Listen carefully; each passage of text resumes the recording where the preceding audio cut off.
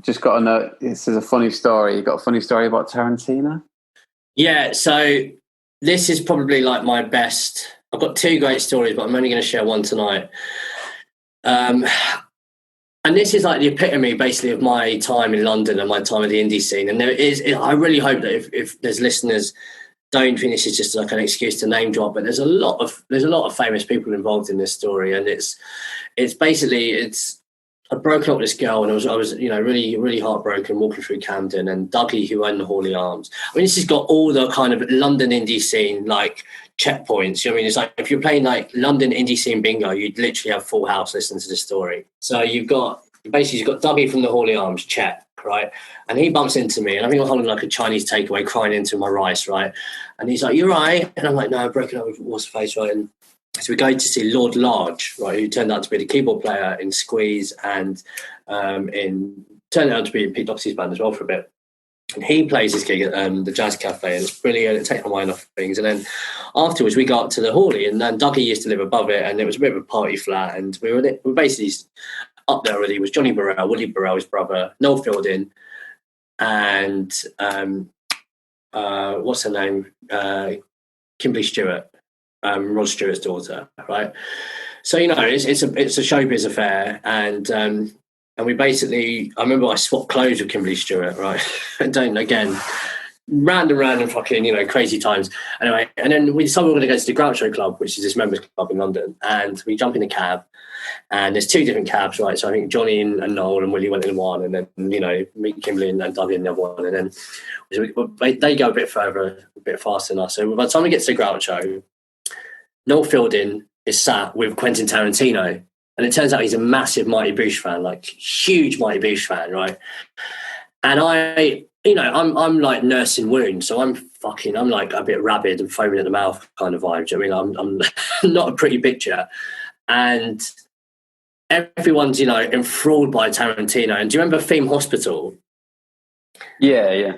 Do you remember Mr. Bloaty Head? That's like Tarantino's got like American like shut up football head kind of fucking Hey Arnold size head. It's massive, right? And he's talking and I've tried to interject and say like, what's this new film about? And he went, just watch it. And he was like, kind of like, shut up, moving on, right? And when I was a kid, I wrote a script. I must have been about 10 years old, and I wrote a script for Rocky VI. And it was 6 pages long, written on A6 paper, all the sixes, 666, right? And I remember having this dream that if I ever bumped into Sylvester Stallone, I would give him this script and we would make it, and it would be the best film of all time, right? So I thought that was a really funny story to tell Tarantino, right? And again, just did not give a fuck. Do you know what I mean? Like literally just shut me down. I'm going to shut your ass down, right? So I'm feeling a bit rubbed up here. Do you know what I mean, right? And you got that kind of Del Boy, like fucking, he dares wins, Rodders, right? And being a bit of a cunt, to be honest, right? I've said my one C word for the podcast, like, right?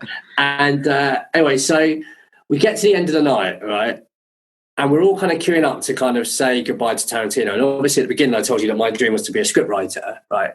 Yeah. And we're all queuing up, and it gets to me, right?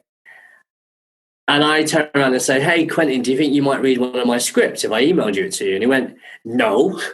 And I literally just went, well, do you want to read one of these? And literally just grabbed him in his midriff and went, eek, right? He then swung at me. I ducked. He fucking missed. Willie Burrell pulls me back off him, basically. And everyone's like, Ronnie, you've got to fucking go, mate. Basically, Tarantino tried to punch me in the fucking face. So what happened? You grabbed him in his chest? I basically did like a little like a honk, basically, like Jim Carrey, like honk, right, on him, like in his midriff, basically, like basically grabbed his belly and just went honk, right? And then like, do you want to read what? Yeah, almost like a fucking Warner Brothers cartoon, like. And it's just like, what am I doing? But but obviously I never saw him again or met him again, and it's obviously it's a funny story for me to share.